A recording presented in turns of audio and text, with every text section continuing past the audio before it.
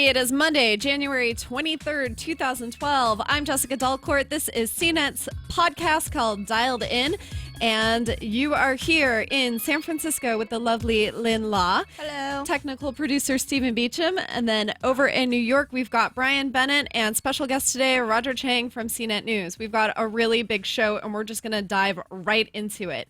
Basically, yesterday when we were watching the football game, here, the 49ers lost, though. Sadness. Our sadness was interrupted with the breaking news that RIM, BlackBerry maker, had ousted its two CEOs, or rather, they had resigned, and there was a new CEO in the pool. So we are going to talk a lot about that. Roger, why don't you just start us out? Yeah, well, when the Giants made their way back to the Super Bowl for the first time. We've got a little cross-coast rivalry here. In the midst of that excellent game, actually it was kind of a boring game, RIM announced that the two CEOs were throwing in the towel, basically stepping down and appointing their successor, Thorsten Heins. I think it's Thorsten, actually. Thorsten. Yeah, I knew I screwed that up, but Thorsten Heins to be it's okay, it's a the new teaching CEO. moment. It is. He's formerly their COO. He's been with the company for about 4 years, coming from Siemens, and he's taken the reins of this troubled smartphone maker.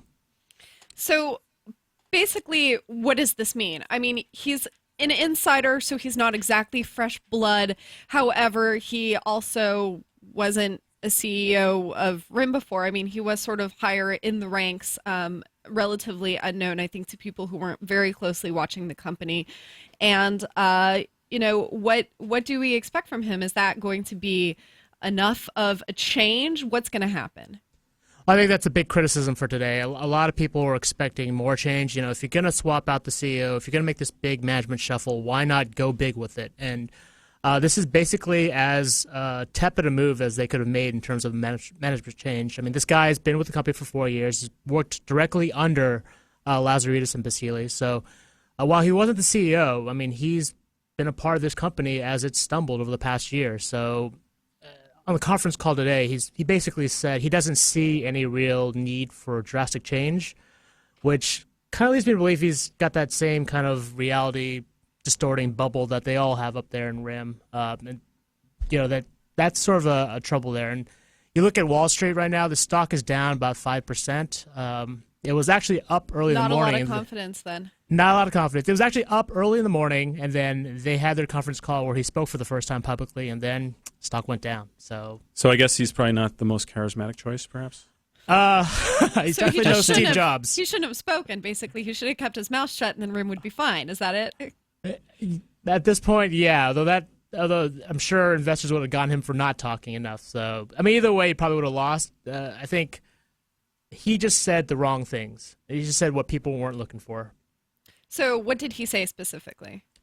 Well, basically that RIM has the right strategy right now. He's staying the course. No need for drastic change.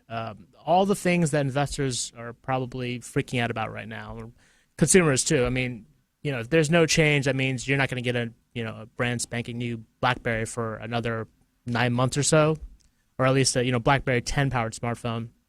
So it seems like it's just more of the same, which is definitely not what people want from RIM right now. And I mean, isn't the latest OS supposed to be coming out? I mean, is it already backed up to Q3? Yeah, it's backed up. They say second half of this year, so we don't really know what that means. They like to mess with the calendar a lot. When they say summer, they can mean the very end of summer. Second half of the year could mean the very end of the year. We really don't know. But either way, I think the consensus there is that that's way too late.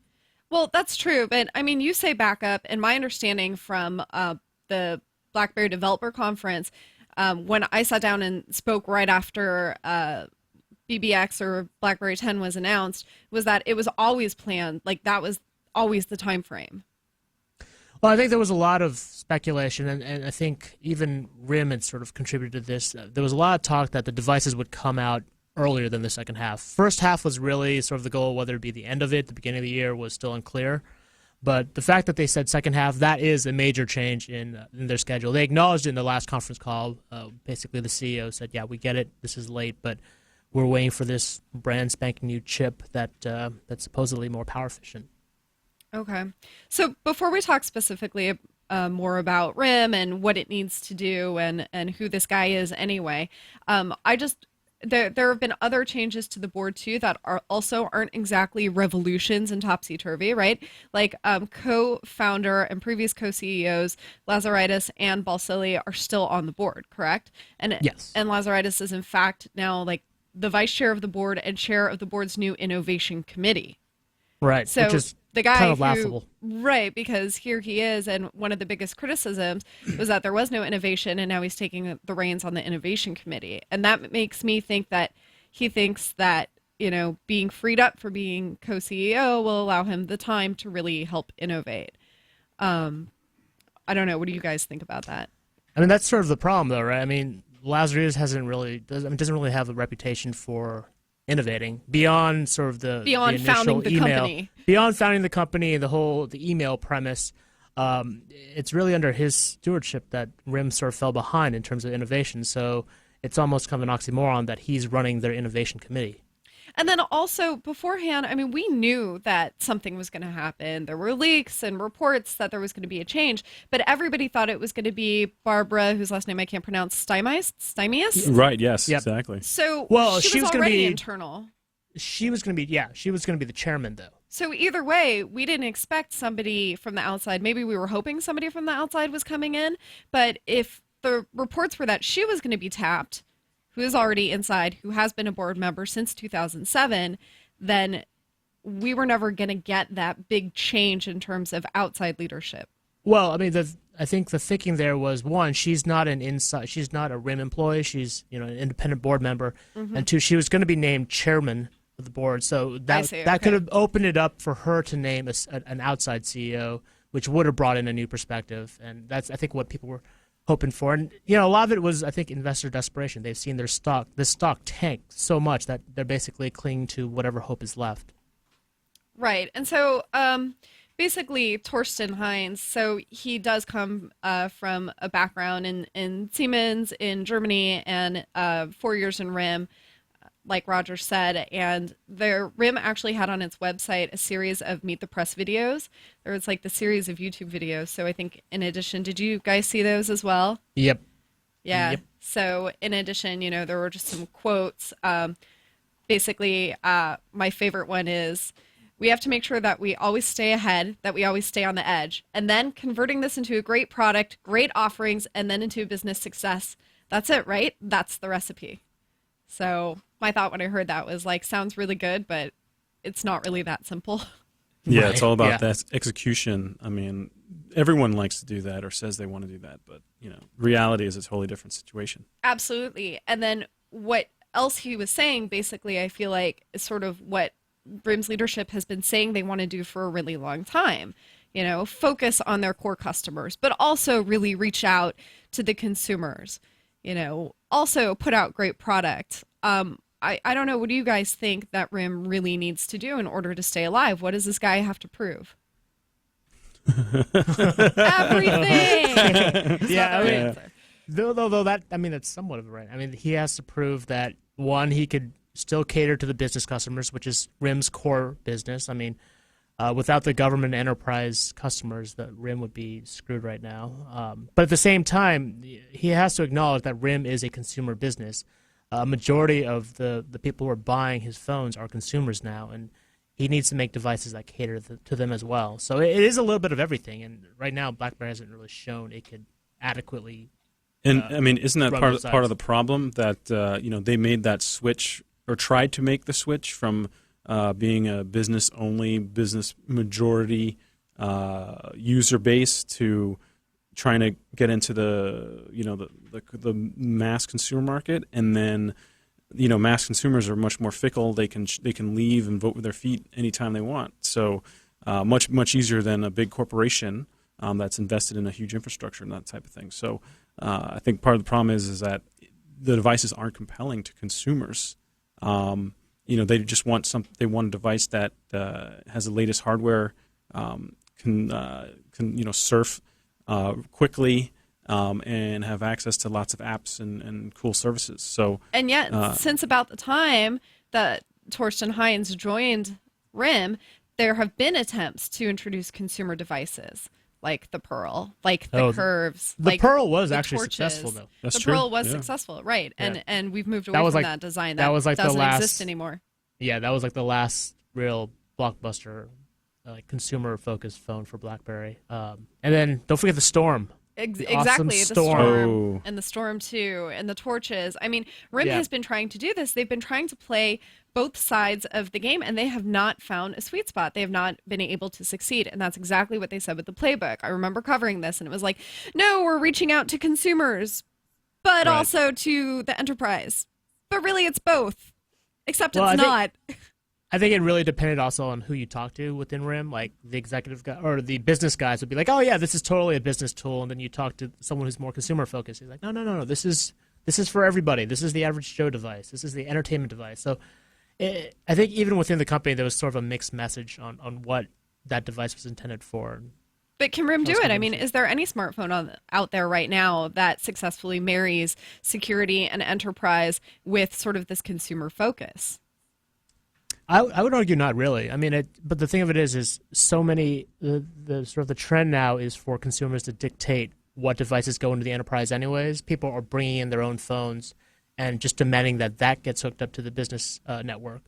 That really the consumer device that wins. That's why you see Android devices and an iPhone winning there. I mean, they're not necessarily the greatest enterprise device. I would say they're actually quite inferior to BlackBerry when it comes to like security and email push system.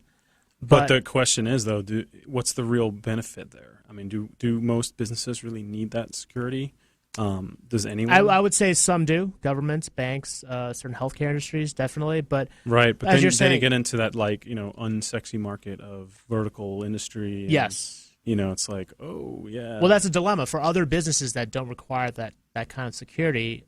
And are comfortable with people bringing in their own devices. That's where RIM loses out because people are going to want to bring in their iPhone. They want to bring in their Android phone, and Yeah, it's kind of That's like what they're- it doesn't have to be the best. It's sort of like don't make good enough the enemy of perfect, and that's what I think is happening. That there are sort of, I think the IT guys, there are enough profiles now to be able to control. I think for most people, sort of the most.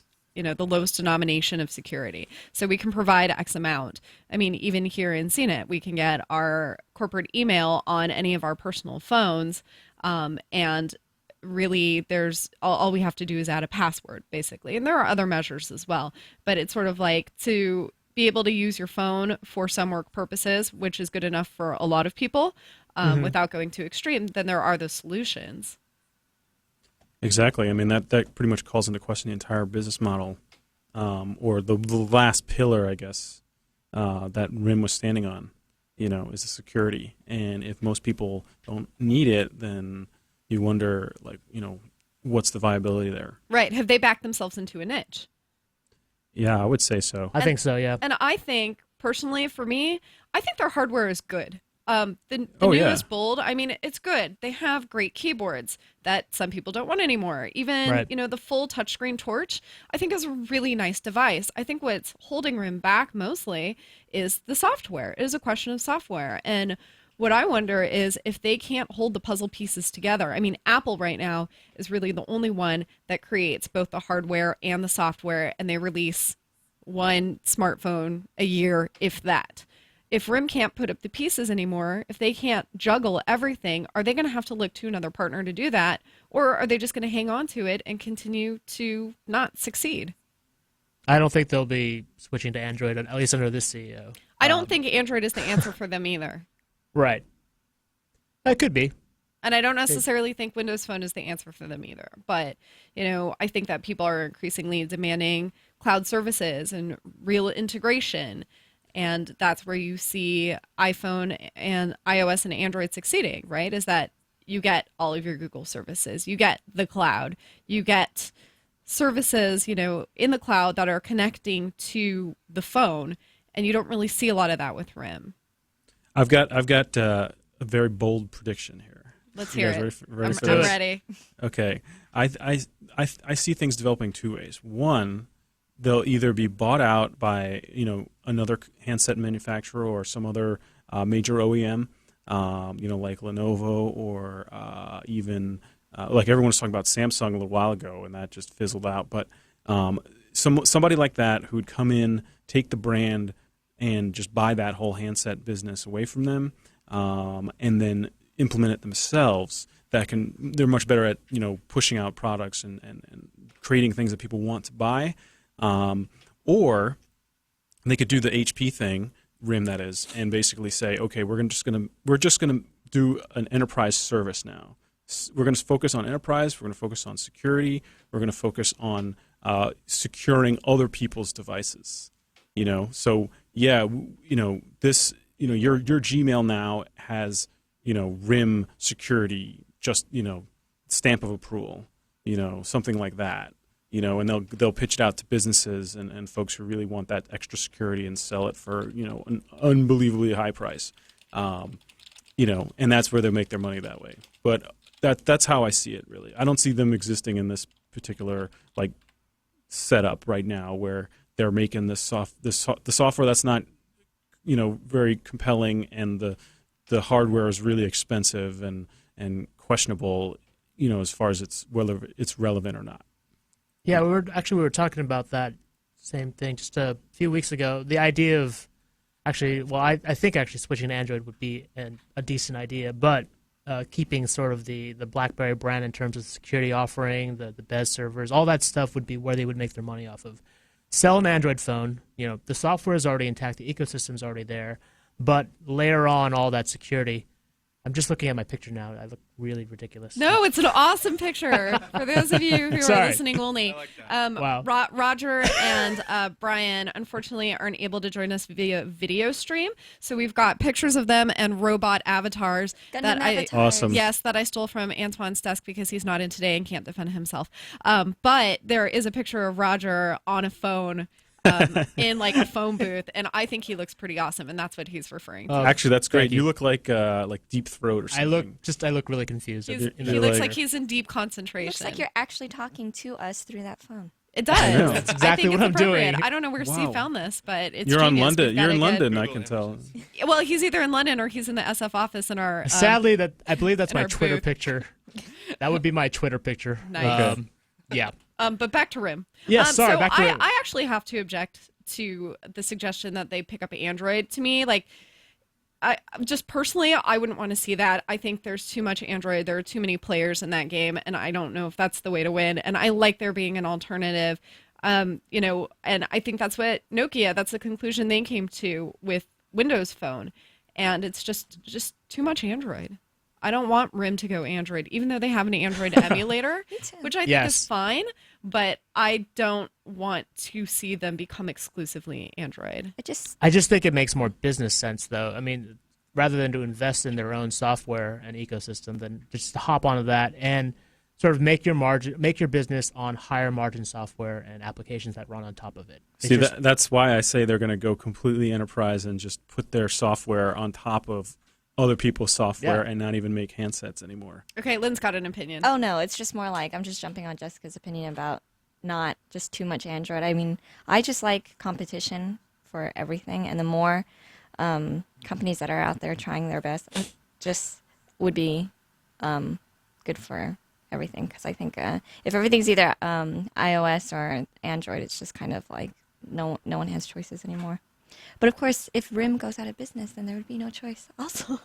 Right. That's sort of the thing. It's like competition where it makes business sense, though, because if it's competition for competition's sake, then RIM just goes out of business, and then we're out one player either way. So, which is good for Microsoft and their partners. That would be good for Microsoft. That would be a Nokia win as well. Okay, let us take a break from this, and we're going to come back after this short break with more news from the day.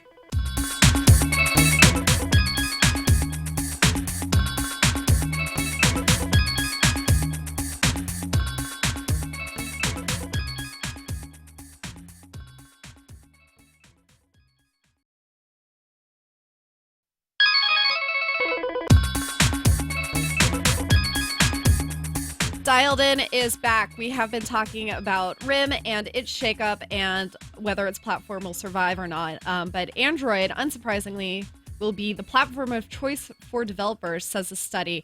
Roger is going to very quickly run us through this part. Yeah, it's a really, really quick point. I mean, Ovum makes the point that within the next 12 months that Android will be the platform of choice for developers. Now, that's sort of a change from the past where really, iOS was the main platform for developers. This is where you go to make your money.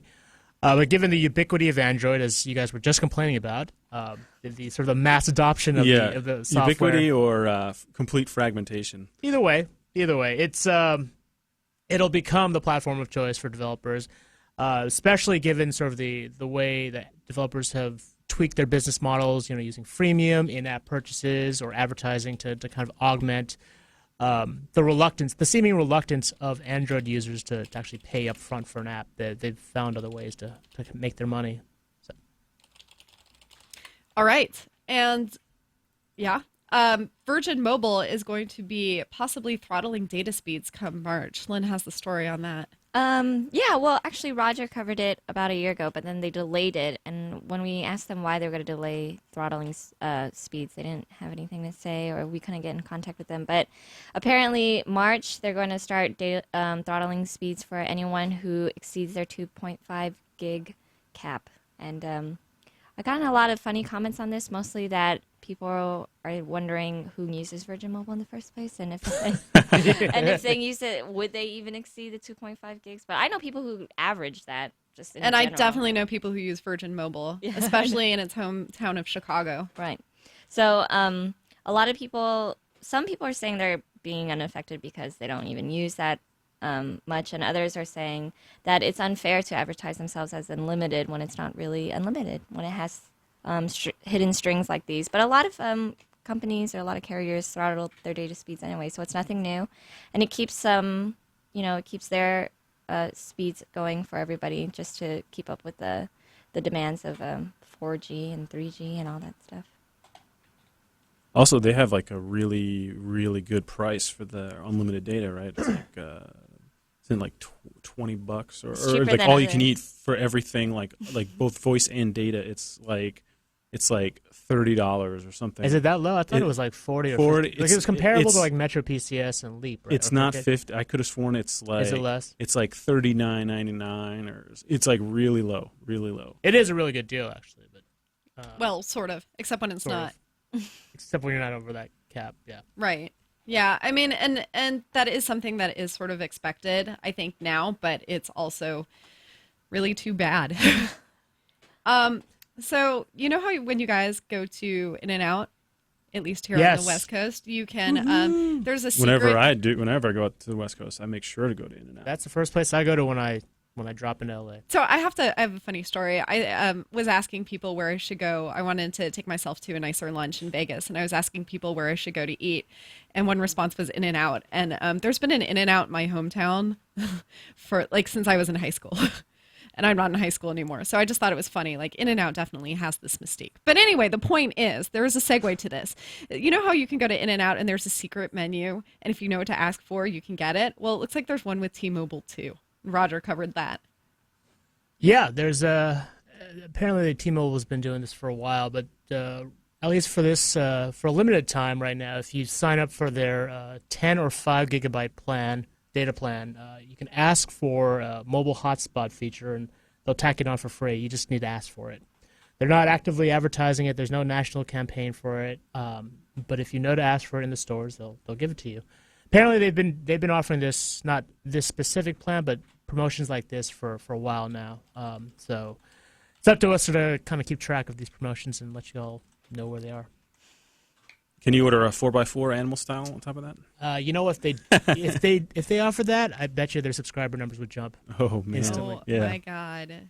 Can you order a coronary bypass on top of that 4x4? 4x4 with my Galaxy S2. Yes. Well, I'm just kidding. I don't think I've ever ordered that, but I've always. What do you call the double crispy fries?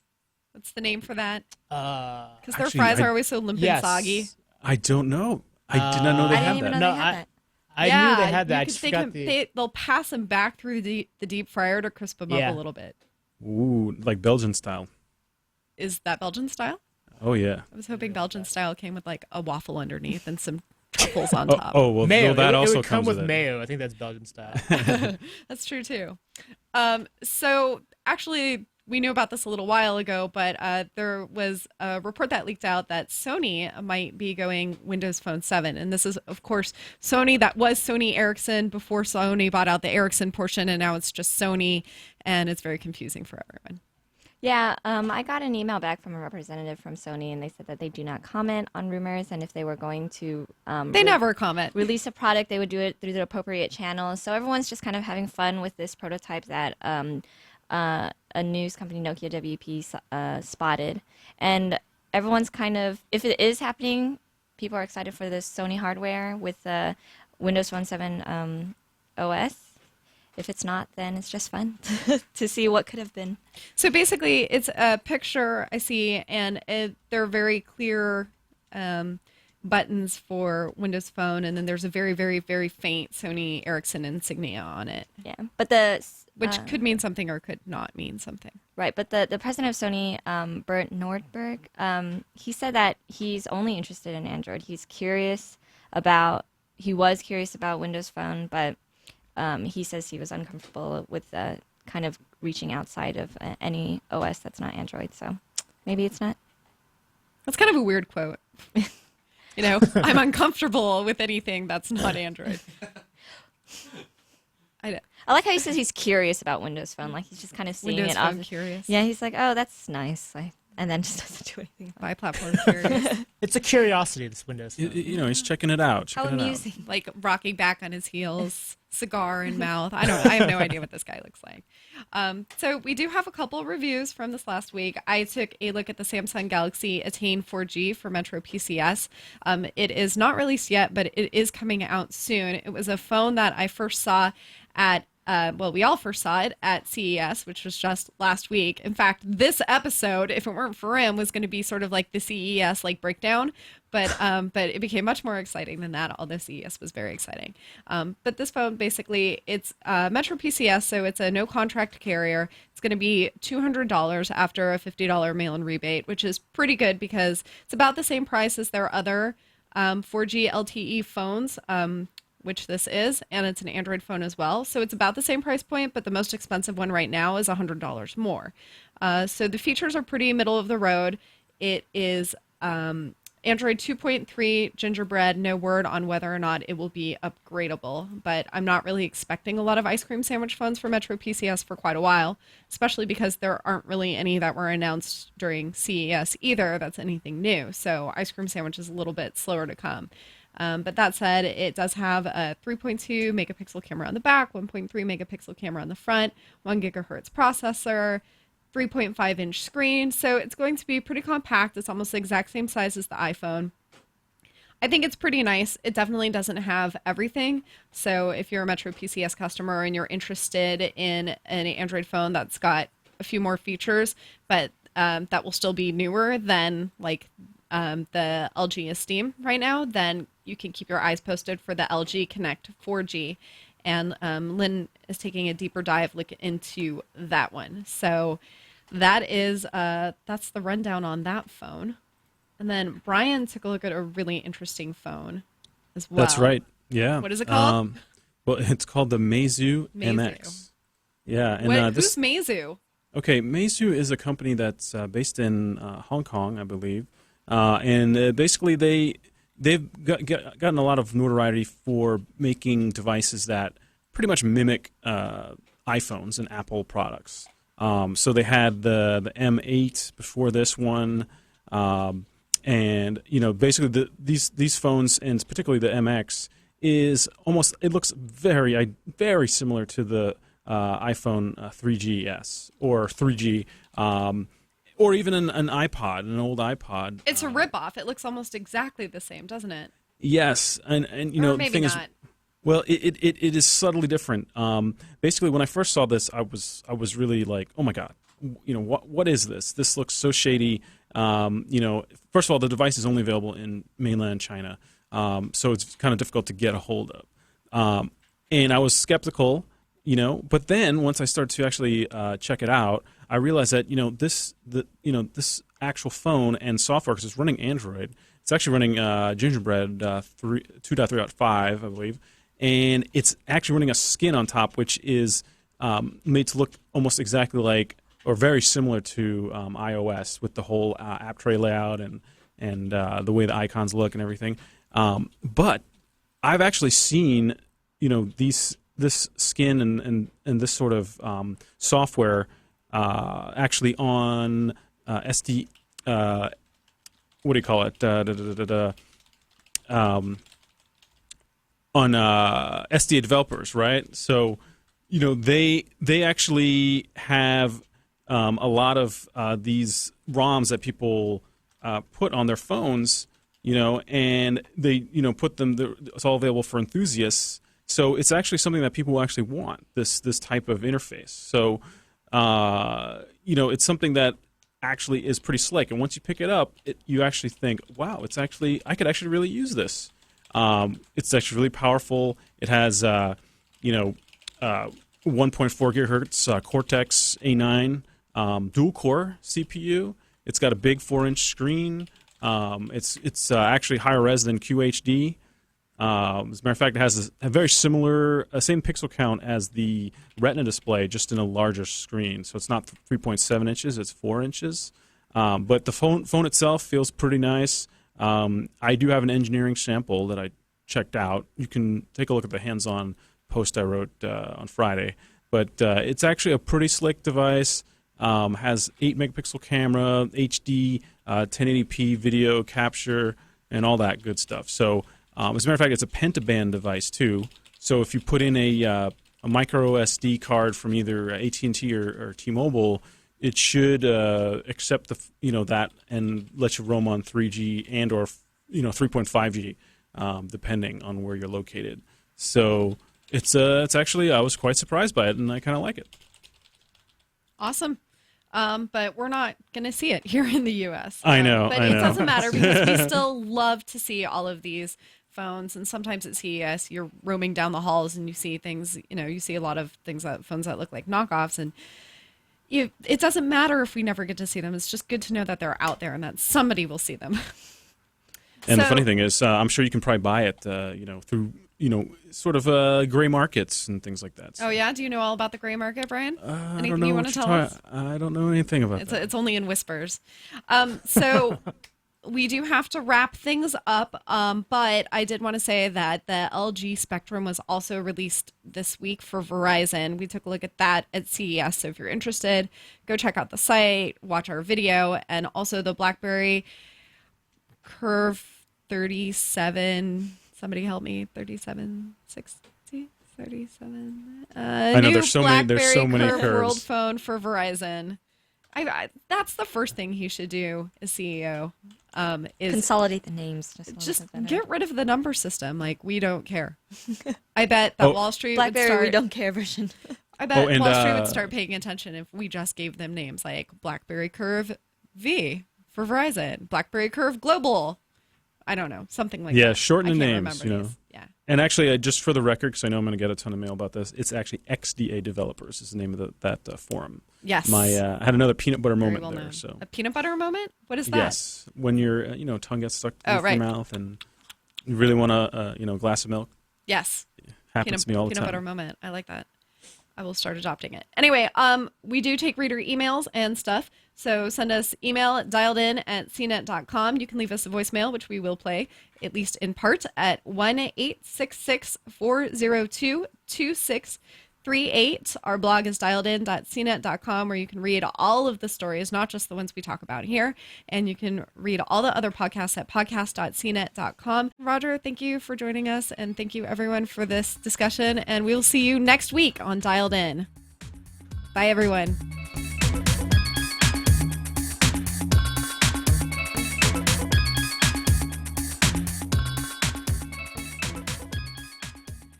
Well, guys, what'd you